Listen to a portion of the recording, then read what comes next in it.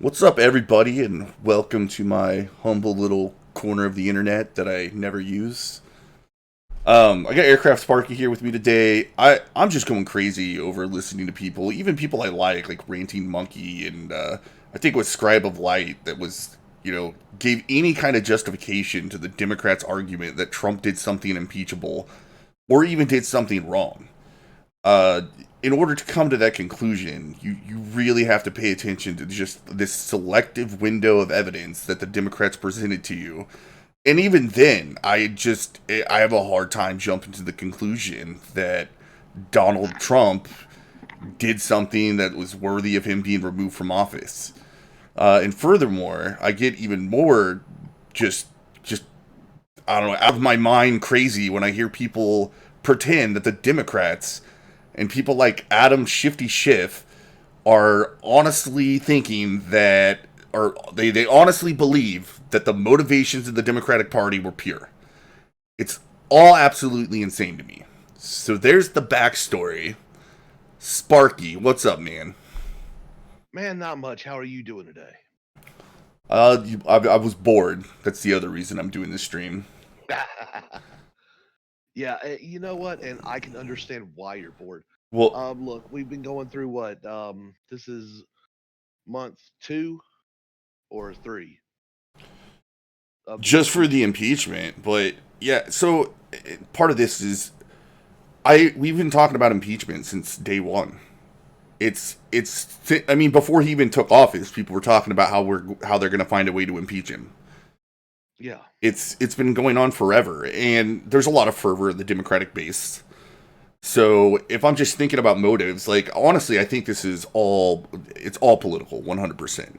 They wanted to say, hey, well, look, we tried, because they have all this fervor with the NPCs of the Democratic base that they don't. If you ask them honestly, a lot of them will be like, I don't care if he did anything wrong. That man shouldn't be president, and he should just get out of office.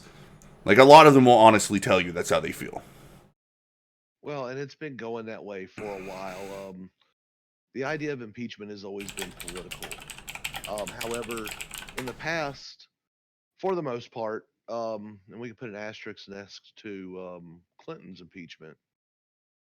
It was mostly used for, hey, you've no shit, you've done something bad, and so now we're going to do something about that. With Clinton, there was an air of political backlash on that. The Republicans completely disliked Clinton, and I remember watching the proceedings and going, "Yeah, there's not that big a deal." They did impeach him on perjury. I mean, is ultimately what got him impeached. Yeah, He well, so uh, with the Clinton impeachment, you have to remember, Kent Starr came out with a report that said in no uncertain terms that he should be charged with perjury. Witness tampering was on there. Filing false affidavits was on there. Like there was a whole list of things that he yeah, did that was and they like, were statutory crimes is the big yeah, thing. and they Where were provably to be true. Like Clinton was not acquitted, and there was actually bipartisan support to just go ahead and acquit him. Right? Even Republicans yeah, said yeah, and we're ultimately not it going was censored. to. Yeah, we're not going to remove him from office for this perjury thing when it all kind of boiled down to him covering up a sexual affair and not what the Whitewater trial was actually about. Yeah. Uh, But so this one reeked of pure political partisanship. And one of the things that I've been grasping with, one of the things that I've been digging into lately is why.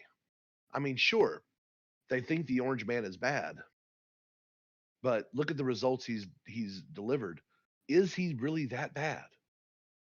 I try to bring up that to people that go hysterical. It's like policy wise, Trump's just been a mild reformer. I've said this to a billion people, right? He's made some pretty big steps on immigration. I think, not perfect, but it's been fine. The tax cuts were good. The regulatory cuts were good. He's still a big spender, just like the Democrats, just like the Republicans are every time they're in office. Yeah. Um, his foreign policy, like I would say it would be better than anybody since Bush Jr. or Bush Sr. But he's still, he just has a different approach, and he'll intervene if he thinks it's in the United States interest, right? Yeah, He's not and against, he's not necessarily against American interventionism. He just doesn't necessarily believe in what we call the liberal interventionism of taking over countries that are corrupt and trying to replace them with liberal democracies and thinking everything's just going to go peachy keen. I firmly believe he is one of the first presidents in. I wouldn't say the first, but since Ronaldus Magnus, he's one of the few presidents that have actually took his oath of office and is legitimately working for the common good of the American people. Yeah, and a lot of people want to talk about how corrupt he is and how big of an asshole he is. Well, he is an asshole. He Yeah, absolutely is, but he's also an egoist, right? He wants to yeah, do a good job. And what he he thinks does, is a and good he wants to job be might, loved for it. yeah, exactly. And the Democrats could have easily taken advantage of it. Instead of just attacking him, they could have placated to his ego to pass things and say, look what we did as Democrats, right? Look what we passed by working with Donald Trump. And there are a few things I guess they did do, right? Bipartisan support for the latest trade deal. You had prison reform. Those are all fine things. Like, I support those. It's whatever. But other than that, I have a hard time point to one policy that Donald Trump has done that is a danger to the United States, and Well, there's you can't really do it. some people would point to moving the embassy to Jerusalem could be a threat to the U.S. I doubt. I Yeah, don't believe that, I but was yeah it was it's that's some I fully support that. it's that's some nonsense. It was a benign move. It was a It completely benign was. move. Like, it was symbolic, but it's something we said we were going to do a long time ago, right? The Yeah, resolution had already been every passed. Obama promised to do it. George Bush Jr. promised to do it, and Clinton promised to do it. Look, it's like this: if you believe in the sovereignty of a country, when the country calls out what their capital is, you've got to respect that. So Israel has determined Jerusalem is their de facto capital. Now NATO has designated it as Tel Aviv. Yeah, and I really don't think NATO has the position to tell a country what their capital is. I do want I to don't go blame ahead them. and move on because we have 10 points to get through, and Yes, sir. this could take a while. But I mean, that's backstory.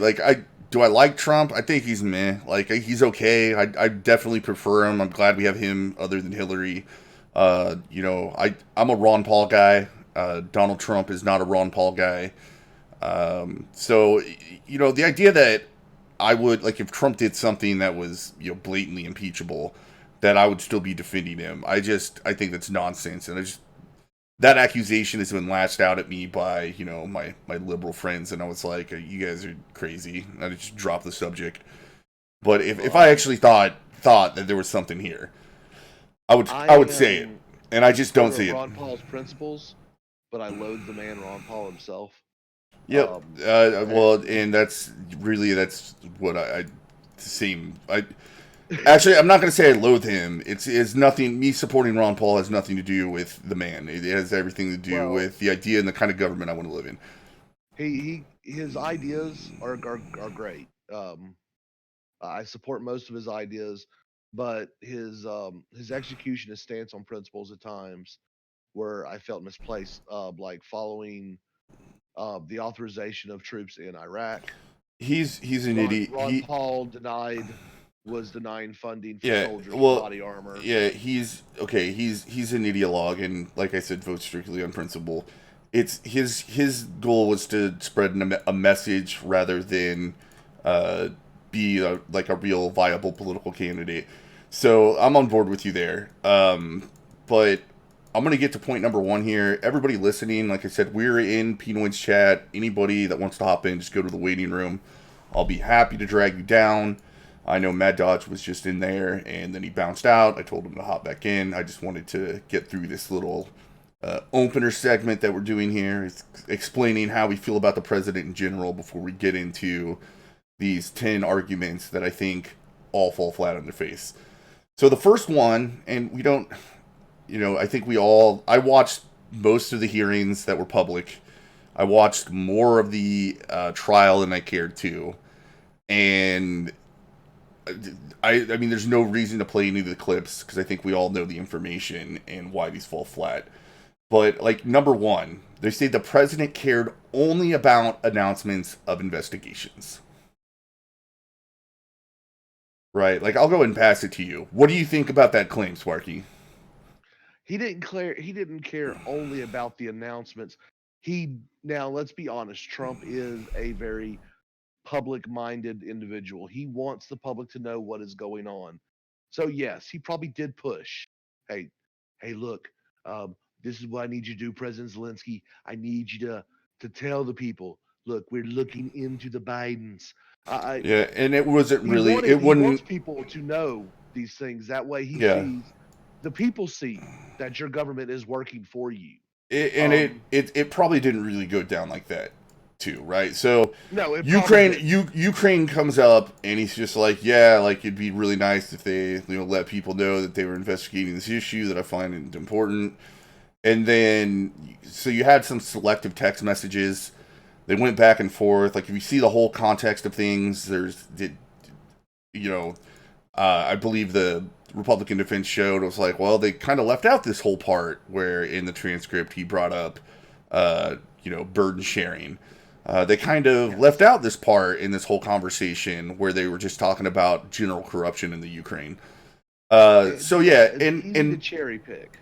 Yeah, but so the end result is the president should be able to talk with his advisors, and they should be able to relay information, and he should be able to come up with things that maybe aren't good ideas, and let them die, because that's essentially what happened, right? Now, before we go any further, I do need to ask you this, Excel.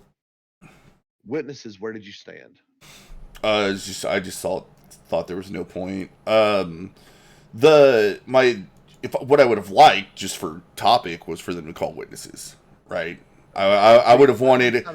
I wanted it, yeah. Well, so this is from like a purely selfish reason. The selfish reason I wanted them to call witnesses so that the Republicans could call witnesses too. You get Biden on the stand. You get cross-examination of all these people. Yovanovitch would have to answer to accusations that were relayed to her by Shokin and sworn affidavits that are actually filed in the Ukraine right now. He's requesting criminal investigation into the circumstances surrounding his firing. So she would have to answer to all that, and it would be hilarious. From a true good of the country thing, the outcome of this is predetermined. There's nothing any witness is going to say that is going to change the outcome of the vote. He's not going to get removed. So just hurrying the process along and getting to the final destination that everybody knew was coming. Even the Democrats knew this were coming.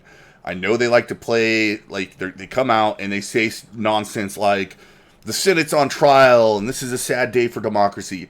They knew this was going to happen. They didn't care that it was going to go. They're just using it for a talking point to bolster them for the next election cycle. You're not wrong. I was kind of mixed on this. I wanted it. I wanted witnesses just so you could take the talking point of the quote unquote fair trial away. However, Sure. I was also looking at the whole how much money has been spent on this sham to begin with. Why are we going to subject the US taxpayer to even more of a bill without any true business being pushed along? We pay our legislators $170,000, $180,000 a year to work a total of like 6 or 7 months. And I want to see more coming out of them. And this right here is just something to push back any progress they may make. Yep. I'm gonna add one more point on this. So even if I take their talking point number one and I concede it, that was the number one thing he cared about, it doesn't matter if what his thinking is I think it is super important that the people here, that the Ukrainians are investigating into wrongdoing of an official from the past administration, and they're investigating Ukrainians, individuals that also interfered in the election, right? Yeah. Um, it's insane whenever I hear people say, yeah, they're pushing conspiracy theories that it was actually the Ukrainians that interfered in the election and not the Russians. I was like, that's not what anybody said. Nobody ever said that. No. And a lot of people think that, hey, it's a binary deal. Either Russia was involved in our politics or Ukraine. Well, why can't it be both? Look, a lot of countries probably get involved in our politics in some extent or another, right? We're a global power. Yeah. I mean, we already know Israel does it, and both parties say this, right? Elon Well, and Omar like the will say this. Saudis. The Republicans say this. Like, yeah, the Saudis do it. It's not. So, yeah, this idea that it's a complete myth, and the idea there's no basis for it, that's a complete sham because they actually prosecuted somebody for violating a law involving election interference into other countries, who was a legislator, and they found him guilty, but he was not arrested because Ukraine's so corrupt. They actually had a law in place at the time that made it Yeah. so if you're an elected official, you can't go to jail for anything you do while you're an elected official. Yeah. Like, It's that messed up. yeah. All right. And that's one of the interesting things about the Ukraine. When like the Yovanovitch, the ambassador who was fired. Okay, she was fired in 2018, and she was basically fired Yeah. for Yeah. talking smack about Trump. Well, yeah, Let's talk well shit about your boss, you're gonna get fired. let's get there. So point number 2 is just a carry on from point number 1, which is the president cared only about big stuff, investigating Biden. So it all they did is state basically the same thing twice, right? Except for the first Yeah, one can have that whole Ukraine election interference thing on there, but no, I mean it's been demonstrated that burden sharing has been a huge thing with presidents. I mean it's been repeated, and yes, they talked about all the other countries that aid was put on hold for similar reasons. So this idea that the president only cared about the big stuff is not only, I mean, it's factually inconsistent with evidence that's in plain sight. And then I but have to is go it back to true? on the first point. If this is true, it's still if he thinks that it's the most important thing for Ukraine to do is to investigate prior like interference or the corruption from officials in a prior administration. I don't see why the president would be out of line there. Yeah, and let's also look at it. There's a kernel of truth to this statement. He only cared about the big stuff. Well, if you're the head of one of the largest organizations in the world, i.e., the United States of America, do you really want to get tied in with the minutia of all the little stuff? Of course, Trump only Yeah. wanted to know about the big stuff. Now, where I have a problem with this statement is the colon investigating Biden, because that is not the only amount of quote big stuff Yeah. involved with this situation. What the president thinks is big stuff is, I mean, that's up to the president. I don't. It's one of those things that I don't see how any reasonable person can sit there and ascribe motive. You would have to have ESP, Yeah. that there's some sort of nefarious motive behind this. Nobody came out and testified that that was the case. Yeah, That it's they knew that. Nobody said anything about he was worried about Biden in 2020. Nobody said anything like this. no, It, it wasn't, the question wasn't even asked. it was well exactly because if it would, you'd get dumb answers from people because most of these people never even talk to the president. Yeah, exactly. All right, point number 3. This is where we get into the nonsense and the whining of a lot of the the holdover officials from prior administrations being upset that the president was going around them when it came to Ukraine policy. So the president used his personal attorney. This isn't foreign policy. Mm-hmm. Yeah. Rudy wasn't acting as a member of a U.S. delegation. Rudy was actually performing an investigation himself on some other things that is being in the works, that is in the works right now in the background. Yeah, That's already came out. even if it didn't matter, this is one thing that I mean, I think Republicans hammered it home, but for some reason, I still hear lefties act like this is a coherent argument. None of these people have any authority whatsoever to set foreign policy except for the president. Exactly. That's what he's elected for. That I mean, he's I.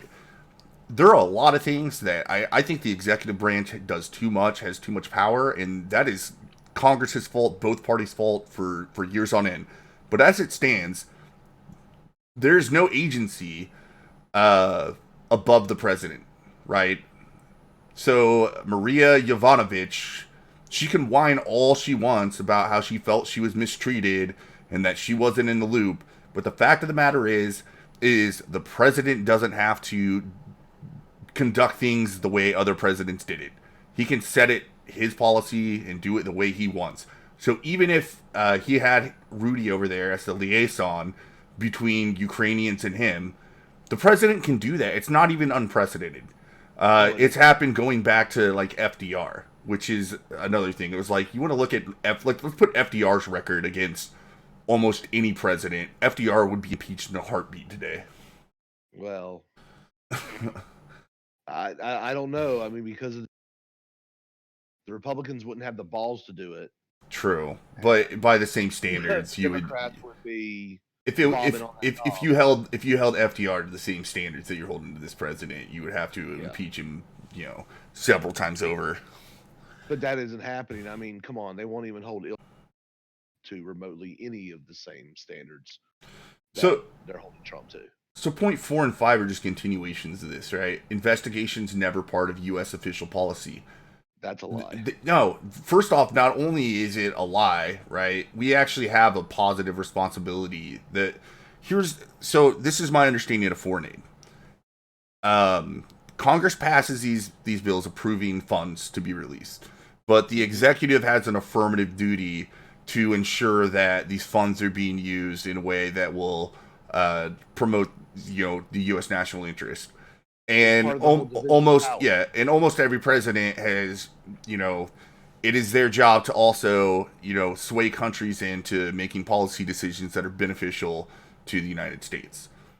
Hmm. So if it involves investigating into something that involves U.S. citizens and officials, and particularly U.S. elections, I think it's completely appropriate this way.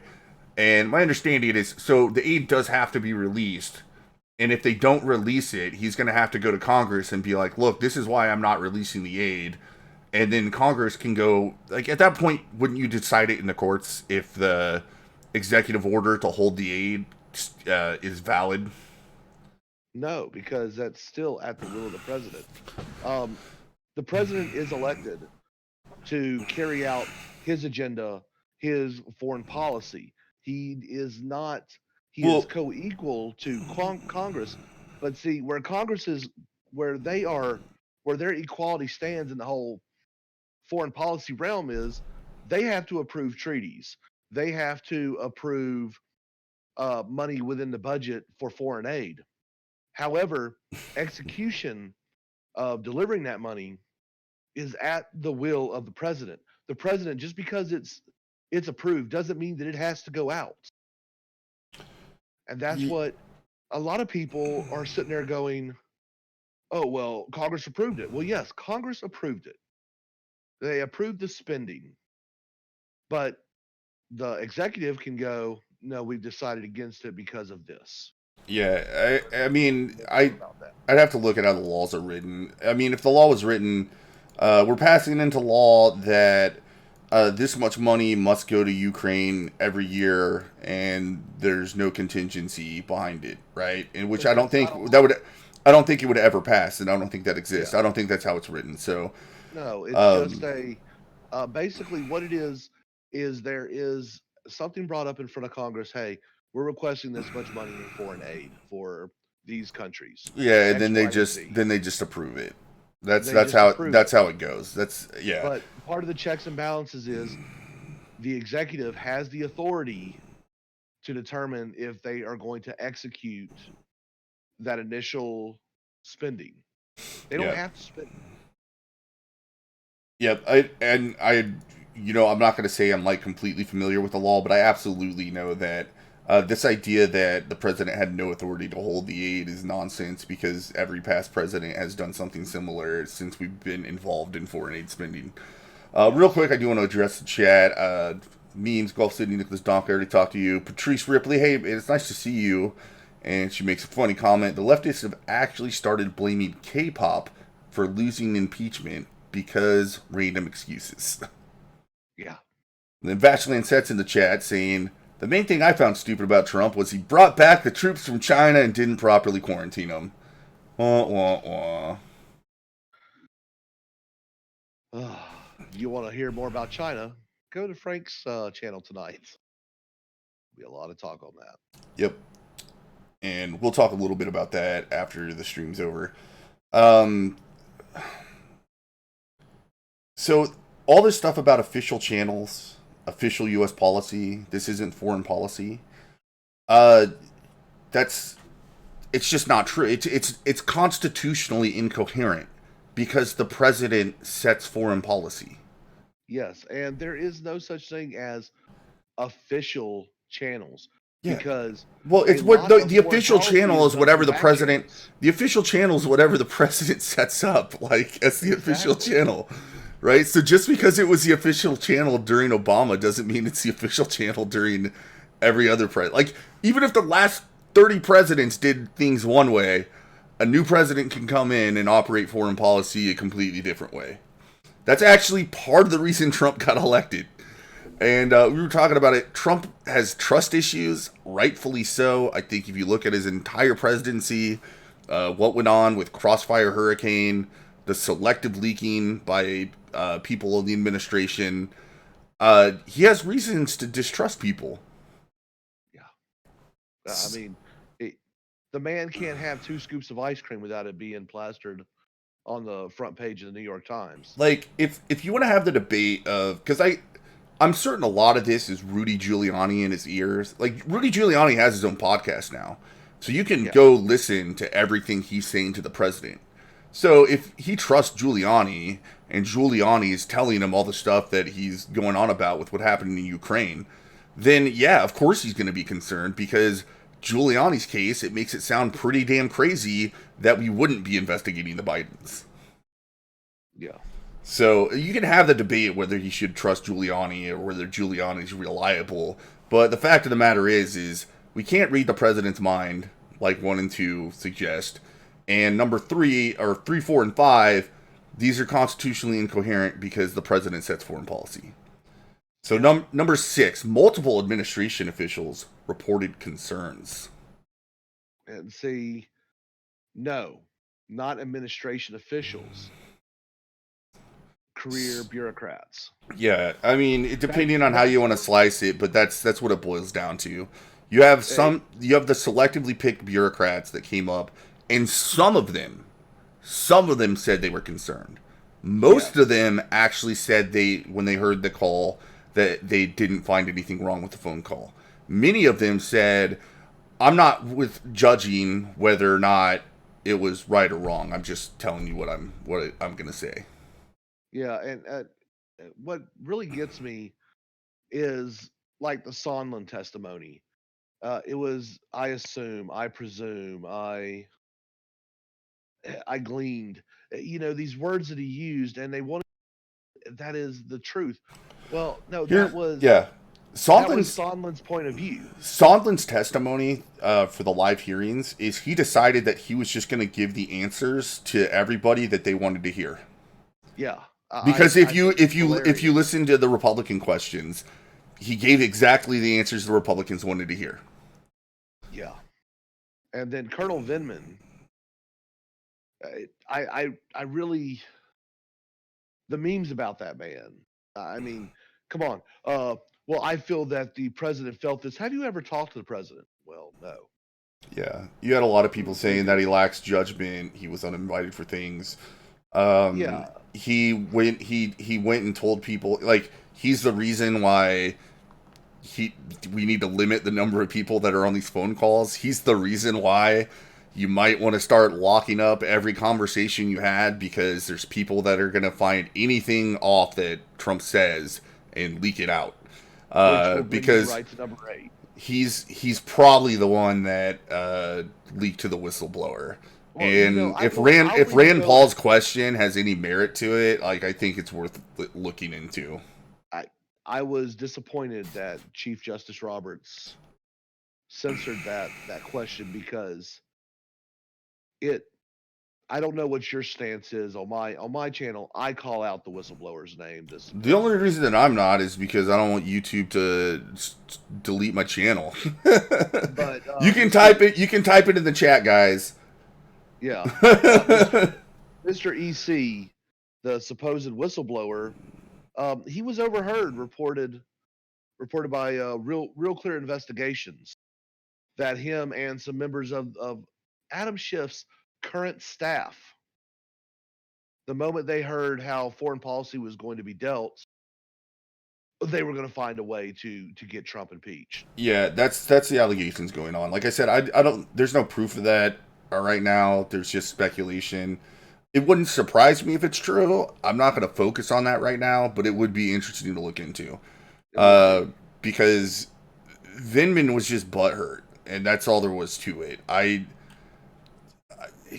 Even like his bosses said, like, well, he didn't express concern to me, right? Yeah. Like, And my question about Vindman is who does he know? Because a lieutenant colonel in the army, a lieutenant colonel who's an infantry officer in the army, should actually be running a company or a brigade or something, should be out in the field. Um, what got him chose? Why was him and his brother, why are they both tied to the White House? yeah, I don't get it. Something about that doesn't make sense. And this is coming from a military vet. They may have done something amazing, but looking over Vindman's background, no. He himself has done nothing spectacular. Maybe he knows someone who has got him there. A little bit of a little cronyism goes a long way. But Well, let's I mean, this multiple administration, sure, right? At the end of the day, they're not the president, so it doesn't really matter. But and they're plenty not of even most appointed by the president. most of That's the people that testified said that were actually on the call said they didn't have any concerns that anything Was about the anyone who phone was call was appointed by Trump come forward? That's my question. Because Bolton's crying, like apparently has something to say, Bolton is and selling a book. but that's what I'm saying. Bolton's selling a book, and one of the funniest jokes they made, like I wasn't happy with President Trump at all when he appointed Bolton. Maybe he had his reasons, right? Like Bolton definitely has the knowledge, but He Bolton's does, and he opinion has the is background. go into every conflict that we can possibly get involved in. Right, Yes. like so Trump made a slide. I was like, "Oh come on! If it was up to John Bolton, we'd be in World War VI by now." Pretty much.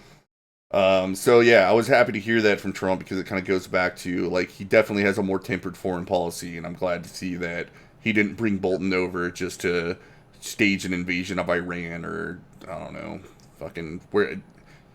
Just pick your country in the Middle East. Just Yeah, I pick your want to see country because Tulsi Gabbard in Bolton's position. yeah, for real.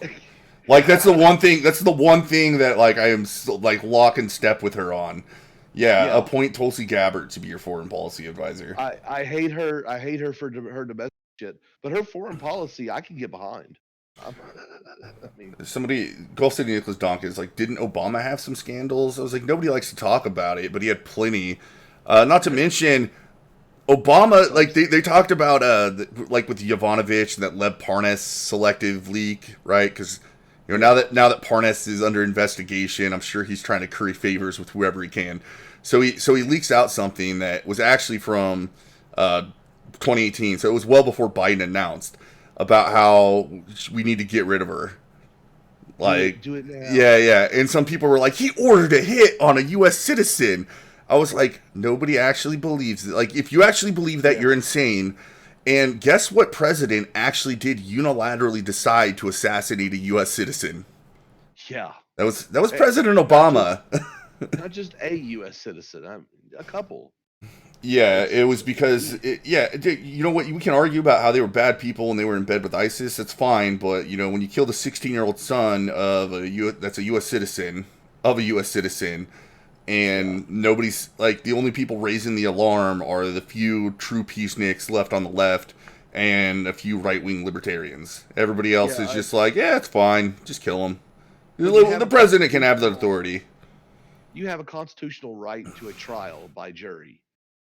There is no, you know, there is nowhere in the Constitution that says we can drone strike you because we think you're bad. Yeah, I mean, you would have to have an amendment or at least some legislation to be like, look, if you've defected to a hostile, like we believe you've defected to a hostile actor, like you at least have to serve them notice or something. That like Yeah, if you don't immediately show up to the United States for trial, we are going to you just assume that you've revoked your U.S. citizenship and are now an enemy combatant. Just something, yeah. even like a constitutional amendment would be the only way to actually do that.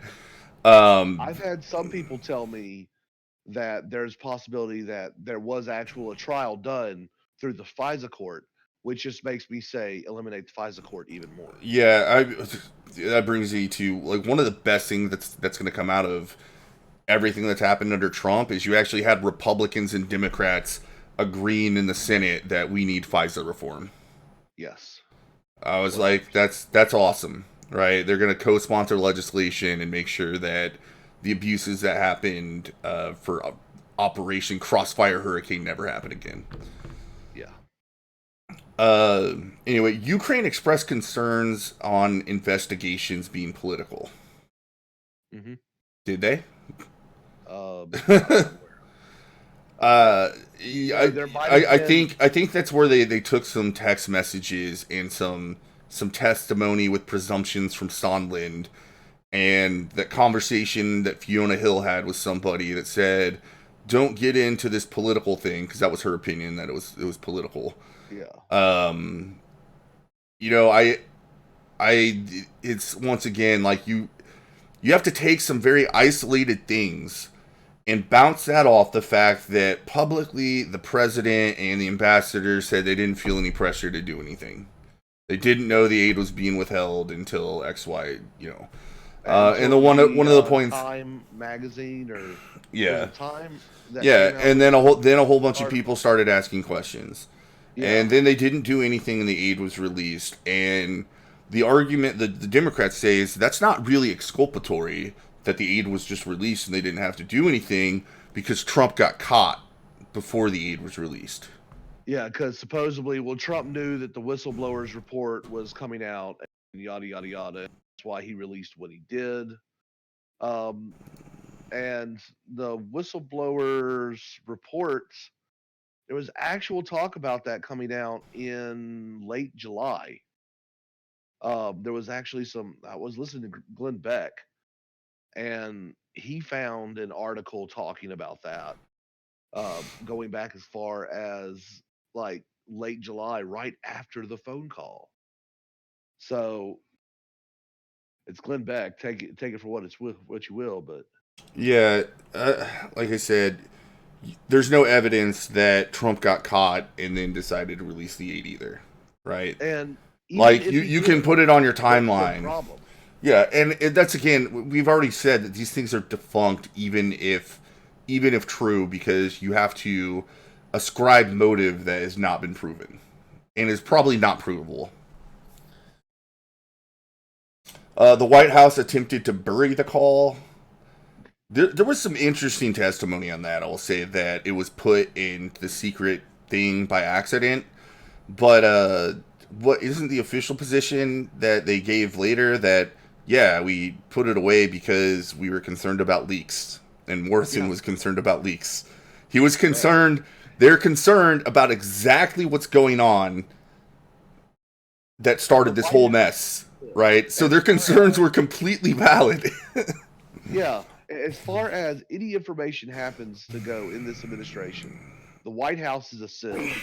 Donald Trump, if the best thing Donald Trump could do today would be to fire everybody, even those he knows are completely good and trustworthy. Fire him fucking anyway. Yeah, they, you know what, and then the Democrats would impeach him for that.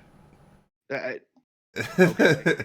I know, but you know they would, right? Because they're just like, Yeah. he's so corrupt, he had to fire everybody because they know all this dirt on him.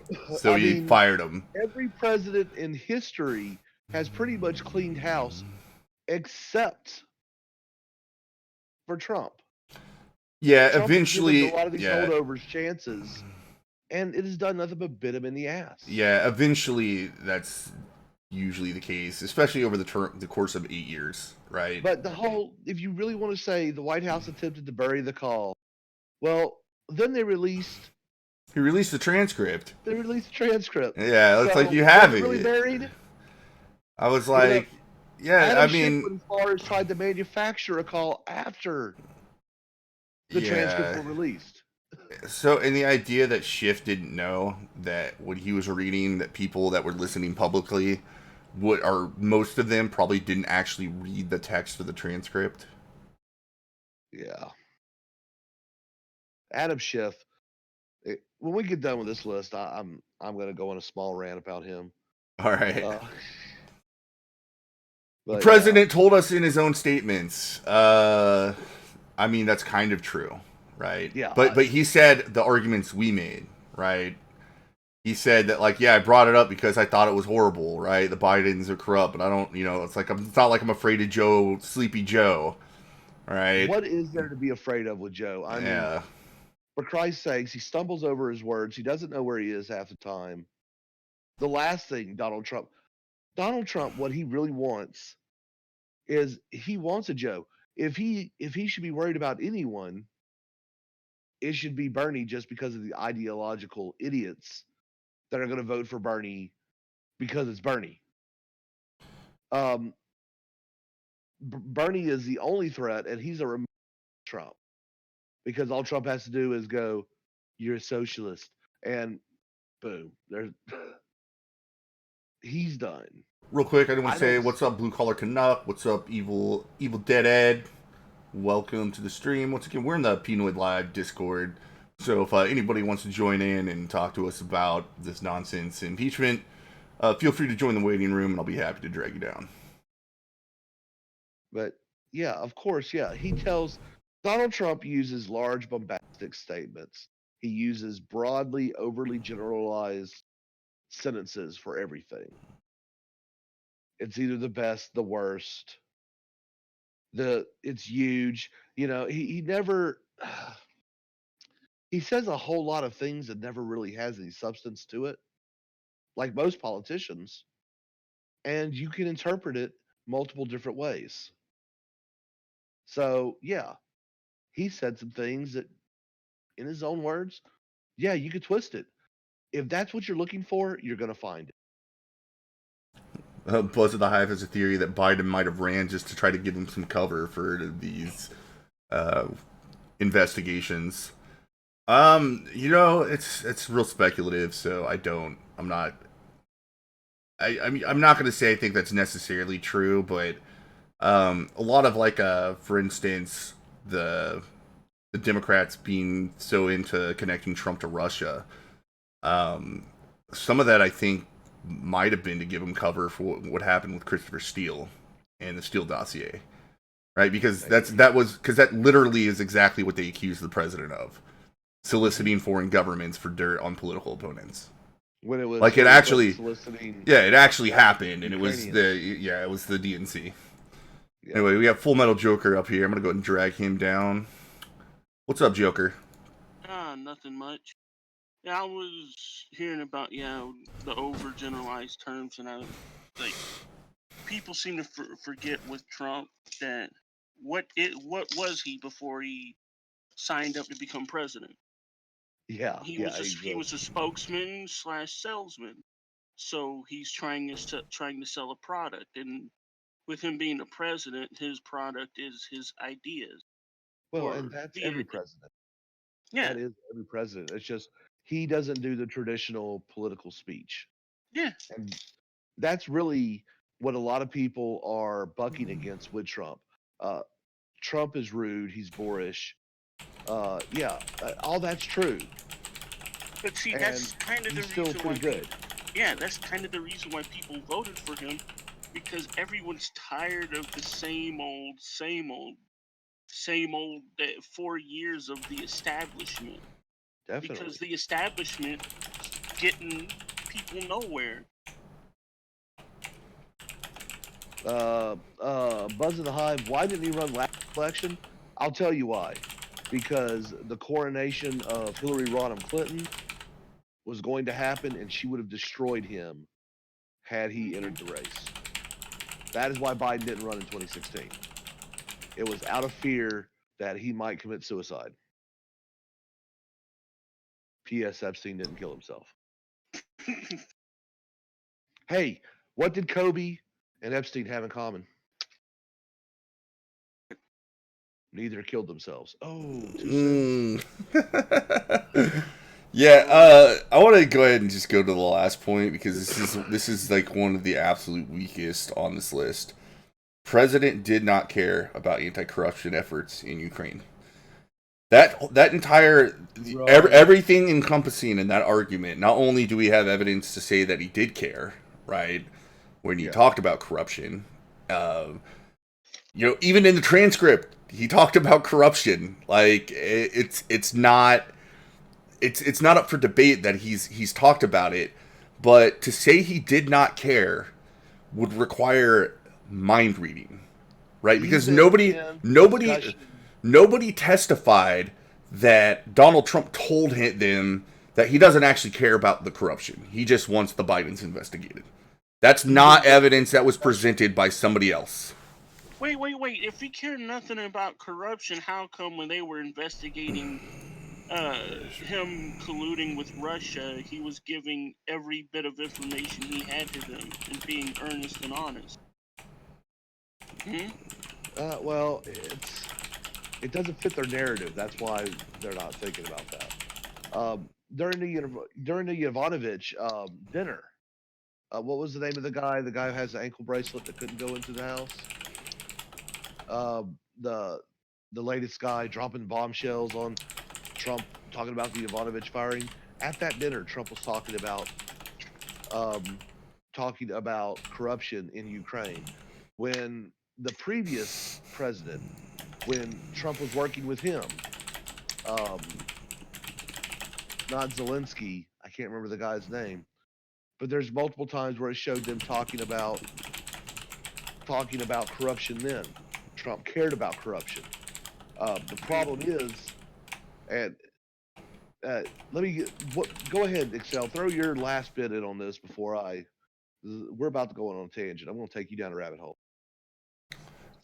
With the like I said, with the anti-corruption and efforts in Ukraine, did not care. There's not much else to say other than there's no, like, you can't say that, make that statement in any honest capacity, right? It requires, like I said, some what was it, like intermittent delusions of ESP, right? So they sometimes they feel like they get ESP and they can see into the head of the president, and they're so certain that he doesn't care about corruption. He's a selfish man that all he cares about is getting reelected. Because apparently getting reelected is of his personal benefit, which is, it's also bizarre to me because he's going to be the first president to leave office with a net worth less than what he started with. Yeah. One thing people forget about when he was finally elected and everything was taken care of, people forget about what did he set his paycheck for?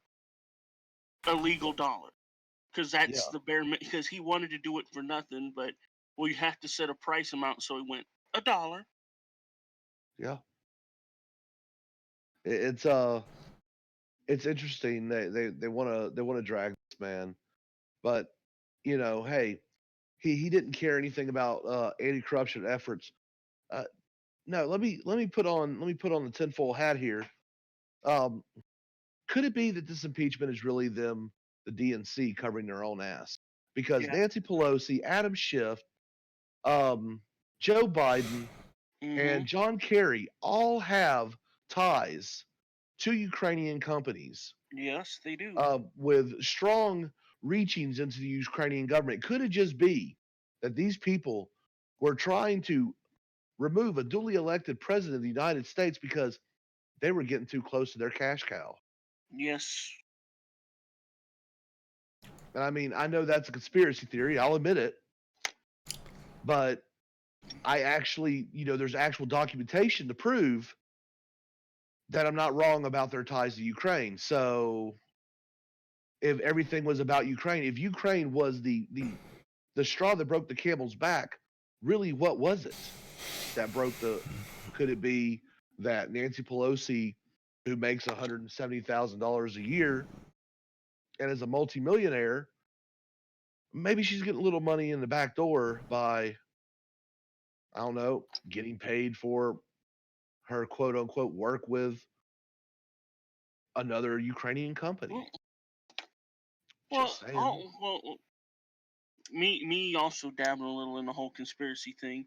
If you look to all the people that finally stepped down from politics, they come out of it making bank way more than what their so-called salary is set at, which means all that extra money is coming from somewhere. Yeah. Yeah. Money doesn't just show. Yeah. So here's something that's. I mean, it's on along similar lines, but I'm wondering if it. Do we go from conspiracy theory, or whenever we hear what I'm about to say, do we start saying like, yeah, we need to look into this?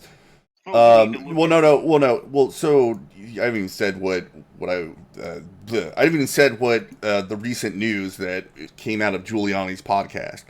So he has documentation from I think it was the Latvian government that alerted Ukraine of a money laundering scheme, and they pointed to it and they tracked where the money was going and who it was getting paid to, and it was what Zolchevsky, is that the name of the head of Burisma? Right, Yes. it involved him and all the money being laundered, and the amounts were listed for all the board members of the United States when the documents were, or all the board members for Burisma, whenever the documents were released, except they left out the name of Hunter Biden and the other American that was on the panel. They said the Yeah. reason they left them out is because they were instructed to not list the amounts by the U.S. Embassy. And those are documents that they have, like legal documents from these governments that Rudy Giuliani purports to have. Now, are they authentic? Can I trust Giuliani? I don't know, but Well, see, it's it's you. not a You at question least about have somebody. You at least have somebody out there that thinks they found something. can we. You don't even have to say, do you believe Giuliani? Because to be honest, there's already been a conviction in the Ukraine for meddling in the United States election in 2016.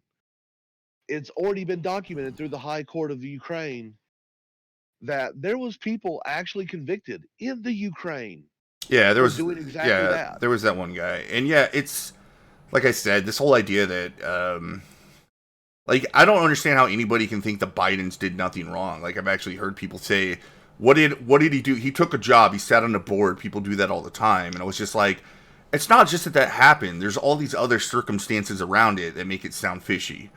Yeah, And it's when And they were being Shokin, like I said, investigated, when they well, were being investigated, Hunter calls the State Department, and then Daddy Joe shows up and waves a $1 billion check over their head and says, "Fire this fucker." yeah, and John Solomon is requested through the Freedom of Information Act all the communications between the U.S. Embassy and certain Ukrainians. So we'll see if that goes through. By the way, Solomon has a new site called Just the News where he does a podcast. John Solomon is one of the few people that still does real journalism. He doesn't put a whole lot of spin. He actually goes and investigates, meets with people, talks with people. Like, He digs up information. He gets documents. He verifies his sources. He's been smeared lately because all the information that he's provided, is exonerating towards Trump. But he's the kind of guy. I mean, he's been an award-winning journalist, worked for several publications, including what we call left-wing outlets. He's the kind of guy. If he had an investigation that was leading him down a rabbit hole to find something damning to Trump, I have no doubt in my mind that he would do it. So I would definitely check out his podcast because he's been investigating this and covering it pretty extensively. I think it's interesting that they want to demonize people just because, hey, he found information that is not damning to Trump. You know, you look at the way statements are twisted. I mean, it is obvious that there is bias in everything news these days.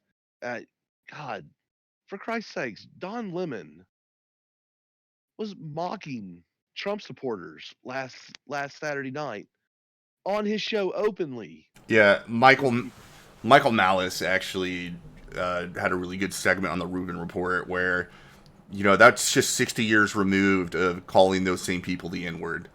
Because a lot of that, a lot of black vernacular, it actually comes out of that same, hillbilly culture that they were trying to make fun of those people for.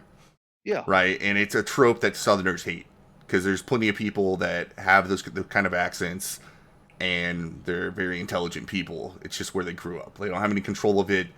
And a lot of them are just lower class whites. Like, so you were just mocking them to their face, which is, once again, how tone deaf the Democrats are. That's what got Trump elected, right? Yes. A lot of people are doing this. Like, my support for Trump now is nothing to do with his policies. It's completely on a cultural level. Like, I'm Trump 2020 because fuck you. Like, that's it. And this is what I tell people that are friends of mine that don't quite agree with Trump. They don't even like him. I am not a Trumper. I am not a blind follower of Trump. I see him as a person that has done some good things, have done some bad things. He's just a person just like the rest of us, and right now, he may be a big orange pile of shit, but he's the best pile of shit we've got compared to everyone else. Yeah, well, he's also kind of unmasking something that I think a lot of people that voted for Trump already knew, is that these people in Washington that are sitting there in their ivory towers, they're not as special as they'd like to make themselves out to be. Yeah. No. In fact, They're not as special, they're not as smart, and like he's just really kind of unmasking the whole thing, right? He's broken the media completely. It's just I mean, I have a side conversation with somebody right now that I should never have gotten into. I was drunk playing World of Warcraft, and there's this chick that's a super lefty. Started going off about stuff, and I was like, "Look, man, if you want to talk about it, I'll fucking talk about it. We'll probably go to another channel." And she was sitting there trying to tell me that the Russians are funding white supremacist groups, and then she links me to a whole bunch of articles from the Guardian and the Independent, right? So progressive outlets. And they a lot of them are along the lines of Richard Spencer one time said that Russia is, Vladimir Putin's a great model for, running an ethno state or whatever. Great, well, right? Russia has always been an ethno state because they never saw black people until World War II, really. Yeah. And I'm talking about the vast majority of Russians. You also don't have a whole bunch of people from poor countries wanting to go to Russia. Like, it's just not a thing. They don't have an illegal immigration problem. I was talking to a Russian pilot the other day. He was up in Wichita where I was, and he was there for some pilot training, and we just started talking. He told me, he's like, "I love Trump." And I went, and I mean, we weren't even talking politics. And I go, "Wow, that's random. Why did you tell me that?" And he goes, "I hate Vladimir Putin, but it's Donald Trump who's keeping Putin in his place." Because evidently, and he says he has many friends that feels this way. They want to go back to communism, because economically Russia is not doing well. Well, But he so doesn't. so much of that is they're sanctioned to all get out. Yeah, uh, and but I don't they know. love Trump because it is slowing down. Because he was saying if Vladimir Putin had his way and went back to the old Russian Communist Party like what they used to have, Vladimir would just go ahead and unleash the army and hey, the Bolsheviks are coming back. We're going to do it. We're going to do it old school and kill millions upon millions of people. He's like, this way we're able to slow the return of communism and hopefully not without as much bloodshed. I Yeah. thought it was weird. So, people, because Russia's poor, right? Like the government doesn't really actually have that much money to do a lot of the crazy things they're doing. Right. So like, there's no way they're funding like some sort of international cabal. Some things that are probably true, right, is that Russians are they're very pro the European right wing populist parties. Hmm. But why is that? Because they're all anti-war, right? Yes. Russia would prefer that we weren't involved in around their borders so much, so that they could. Yeah, some of it's to assert their own will, and yeah, well, I'll admit some of it's going to be against the interests of the United States. Definitely. But a lot of it is just so that they can get deals with countries for trade and economic reasons. Well, Right? okay. I don't think We're not Vladimir going to. Putin wants to take over, like, even He the doesn't want taking to take over over of the world. Crimea, right? Even No. even the taking over of Crimea. That was an economic decision, right? Because they were trying to kick the Russians out. I think don't they have like a huge port there or something? Yeah, there's Anyway, a big Black Sea port over there where 30% of their logistics goes through. yeah, so it was just a huge economic problem for the Russians, and they only had one way to solve it. Yeah. And the only uh, reason why the Ukraine is even important to us is because of that Black Sea port. Basically, we want to put U.S. bases on Ukrainian soil, and the Russians don't want us to. yeah, I'm sure, and I I'm sure mean, that because Ukraine, and I'm not an expert on this, but I mean I've listened to enough and I've listened to enough story, especially when the whole Georgia thing, what was that, like 10 years ago, when that was a debacle. One of the yeah, problems with those conflicts is you have people that are in these countries that are remnants of the Soviet Union that identify as Russian, yes, and and they you speak have a lot Russian of and everything yeah, else. you have a lot of people that are pro Russia in Ukraine. Well, I mean, if you look over in Kosovo, in the old broken up Yugoslavia and stuff like that, you still have a strong pro-Russian sentiment there. Eastern Europe is a mix of pro-Russian and anti-Russian people. And a lot of them want to go back to the old Russian Empire because things were good for them there then. Where today they're not doing so well. I mean, you really got to think Russia was a superpower because of their army, not because of economic might. Um, they're not there anymore. America, we we're still a superpower, but we're a dwindling superpower, and it's because of our military and our economics.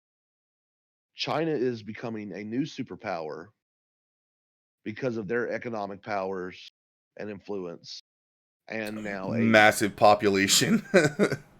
It and now helps. a booming in military industrial complex. Um, the world is changing, and people don't like change, and people of any group will always harken back to a high time of their people. And Yeah, if you consider yourself Russian, but hey, you live in Romania, you might want to go back to where you were. honestly, the path forward with countries like Russia and China is economic codependence. Um, I just there's nothing that has ever brought more peace between countries than developing a level of economic codependence. Now I believe we already kind of have that in China, except for it.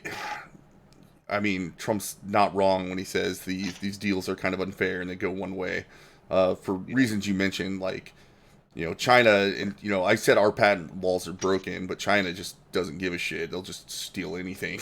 Like Yeah. they're just like we don't adhere to your rules, so fuck you.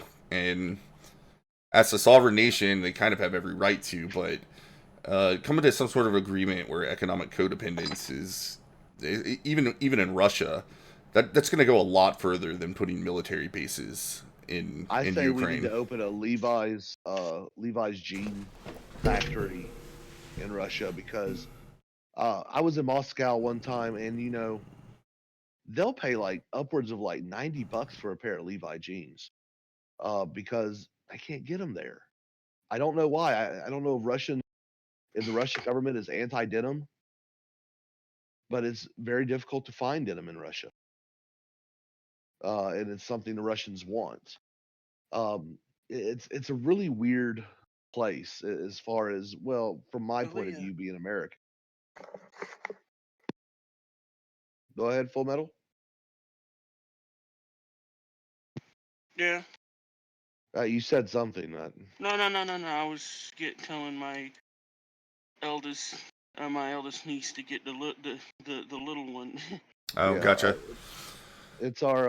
I mean, economic codependence. Yeah, I actually think that's not a bad idea.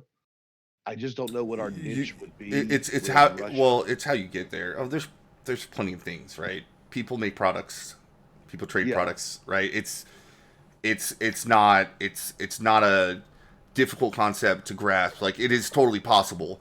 The way is just how do you get there? Like how do you get to where we have this crazy? It's a very mixed relationship too, because we work yeah, with Russia on certain matters. The idea that Russia is an enemy is not true. They're adversarial, yeah, right? So if Russia's interests don't line up with American interests, then we have problems. But there's areas definitely. where they line up, which is like terrorism, right? They have the same issue with terrorists getting into their through their borders. So we work with Russia on intel when it comes to terrorism, Yeah, and right? their their terrorists aren't traditionally Middle Eastern as much as their Eastern European Muslims. Yeah, but you have the Middle Eastern countries that they're interested in, and basically everybody hates ISIS, for example, right? We work with Russia on Yeah, ISIS because yeah, ISIS screws them up just as much as it screws us up. So, definitely. Of course, I'm uh, all for us pulling out of the Middle East. We are now energy independent. We should we should use that to our advantage and get the fuck out. yeah, I mean that's what I would prefer. I at least want to start seeing a handoff, right? Yeah, Um, and it's not just there. A lot of our military bases around the world, like I know they're there so that we can respond quickly.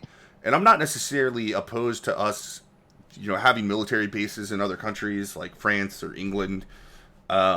Well, okay, I'm opposed to us having military bases there. I'm not opposed to having a cooperative agreement to have portions of our military stationed in their military bases, but we need to sell it off, hand everything off to these countries, and let them take care of their own defense. Yeah, America has been. This is something Trump hammered on, and I kind of wish he would have followed through with.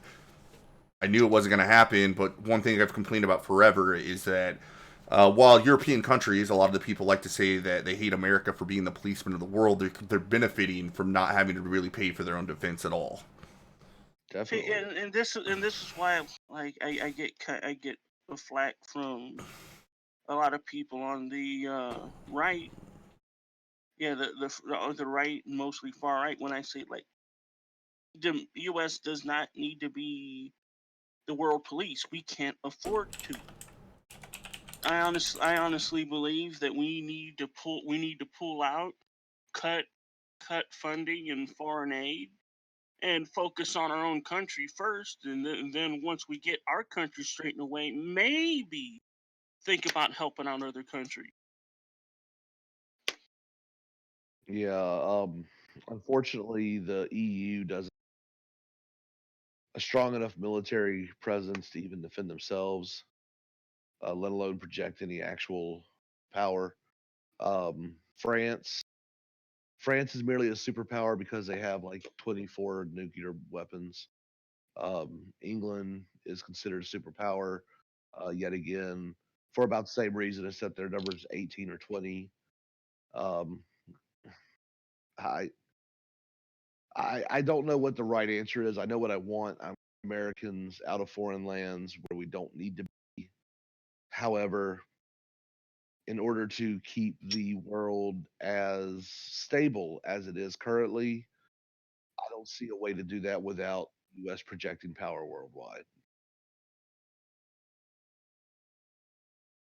Yeah, I mean, this kind of goes to the idea of, do we need a world hegemon? And right now, that world hegemon is the United States. I don't necessarily think we do. I think America can have a strong military and do everything that it actually needs to do without being involved in all the places we're in. Like I said, most of these countries, if we just hand it off to them, they're going to do very similar things to what the U.S. is doing. Maybe not as proactive, but I don't. I'm kind of sick of the intervention, right? Oh, I am too. One of the things with everybody kind of missed the forest for the trees when it came to the killing of that Iranian general. The issue is that we've been involved in the Middle East forever, and as long as we're there, you're going to have countries like Iran supporting proxies that fight against proxies that we have. You're going to have them supporting selective terrorist groups and attacking Americans. And then you're going to have Americans having to respond in some sort of manner. Like, as long as we're there, that's what's going to happen. So this is just one tree in a giant forest that is the clusterfuck of U.S. foreign policy in the Middle East. Yeah, and the killing of Soleimani. Um, here's the real deal. The takeaway no one's really paid attention to. Um, Soleimani was actually ordered by the UN to not leave the borders of Iran. He's been doing so illegally for over a decade, well over a decade, mostly going to Syria. But with the Shia militias over in Iraq, he's been, with them gaining power, bold started coming over to the U.S. Um, the U.S. has been looking at him for quite a while, and he was a target of opportunity. Um, and as far as the authorization of force, um, as far as the laws go, Congress has Congress has no one else to blame but themselves because they never rescinded the authorization of military force in Iraq. Um, Yeah, Congress has been derelict from their responsibility for declaring war for a long time. It was a yeah, really hollow when the Democrats came out and said that, well, only Congress has the power to declare war. It's like, you weren't saying that when Obama invaded Libya, yeah, right? Like, let's be real. Like, you weren't saying that when it came to Yemen. You're just saying it now because it's going to score you political points. yeah. It's the same It's thing with kind of all the interesting. nonsense constitutional originalist BS that they were putting in front of you. Trying to refer to the Federalist Papers. Like, you guys do not care about the Constitution. I don't think the Republicans care about the Con. Some do. Some Republicans care. Zero Democrats care, because what Democrats envision our country being is this socialist, well, this mixed socialist economy, which requires giving the federal government authority that it was never intended to have. Did you see? Oh, what's her name? The senator from Hawaii. Her statement. Yeah, she's just like all that constitutional. Like, she accidentally, I forget No, what she exactly what actually. it is. She accidentally like kind of pulled the mask off and said all these neat legal and constitutional things. None of that matters. Yeah, the quote by Mazi Hirono, senator from Hawaii, Democrat. I don't care what kind of nice little legal constitutional defenses that they came up with. That right there just shows their content for our founding, one of our founding documents, one of the most important founding documents we have that actually limits the power of government. Personally, I believe it's time for a little 1776 to come up and remind the United States government who the fuck they work for. Although instead of doing it in an armed fashion, I would say advocate more for doing it at the fucking polls. Did you know that people ages 18 to 34 only have about a 15% showing at the polls. It's always been the case. It has always been the case. And where I would not agree where someone from 18 to 34 traditionally where they would vote. I think it's disgusting that they don't. Yeah, that's, you know what? That's a conversation for another stream because I would diverge from you greatly on voting. I think it's completely overrated. However, I do want to wrap this up because the Insomnists are going live, and I don't like streaming over my boys. Plus, a lot of the people in the chat, especially Outlaw, joined late. What's up, man? Darkstorm Mobile that joined late. I want to go and wrap this up. Send you guys over to the Insomnist, but before we go officially, um, Aircraft Sparky is going to be debating Alex from Reportify Media tonight at 9 o'clock Central Time, 10 p.m. Eastern Time, on Let's Be Frank's channel. So if you wanna give a brief overview about what's been going on between you and Alex on China, that way people can get a preview of what they're gonna see. And then we're going to close down the stream so I can get over to the Insomnists and tell Sunrise and Ryan himself that they're gay and they should all die in a fire. They are gay, and I don't think they should die in a fire, but they should be scorched. All right. You know, I'll compromise there. First policy, baby. I'll compromise there. Tonight at 9 p.m. Central Standard Time, that'd be 10 p.m. Eastern. I will be on the Let's Be Frank channel discussing with Alex from Reportify Media about the current state of China and their standings in the world. If you're not subscribed to Let's Be Frank, I'm a semi-regular panelist on that show, and Alex is a very standard panelist for them. And I'm on there sometimes too, just letting everybody know. I just oftentimes don't really want to join. Yeah. A lot of times Alex will sit there and talk about how great China is. Alex is an expat, a Canadian expat living in Taiwan. So he lives over there. He gets to see a lot of things going on. And we have different opinions on China itself. So tonight we're going to hash it out via debate. If you're familiar with Let's Be Frank channel, a lot of the people they're kind of like, well, he's a little too pro China, and everyone's entitled to their opinion. But when you're just blatantly wrong and you're just licking the food of a chai com, I'm gonna come and try to squash that a little bit, and that's what I'm gonna try to do today in civil discussion.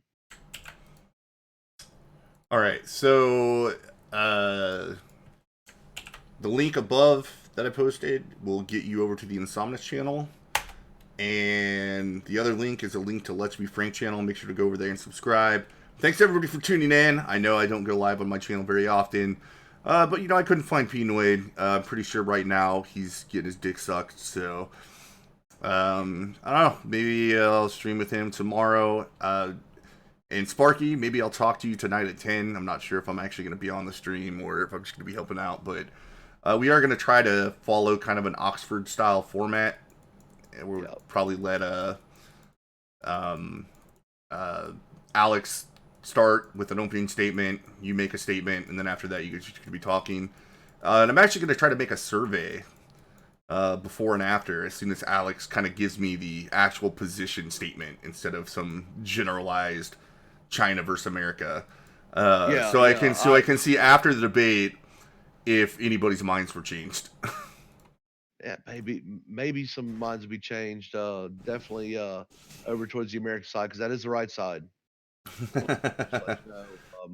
Well, and so I think that you're gonna have support from the get go. I think it's gonna be the burden's gonna be on Alex to convince people that China's doing good things. Yeah, he's got a strong uphill battle. Yep. Yep. So we'll see, and that's why I kind of wanted to try to do that if it's feasible. It might not really work out, but we're gonna give it a try. Anyway, thanks again, guys, for tuning in. Aircraft, you want to go ahead and shield your channel too? Yeah, man. Every Wednesday night, you can catch me on my channel, the Aircraft Sparky on YouTube. The show's called Thursday Night Streams on Wednesday night. Basically, we review the previous week's news cycle. We take a piss out of it. We throw some opinions out there. We talk to the people in chat. This week we're going to be celebrating Brexit. and one of our normal panelists is actually English, so it'll be interesting to get their point of view. So you should come by and check it out. All right, thanks again, everybody, for tuning in.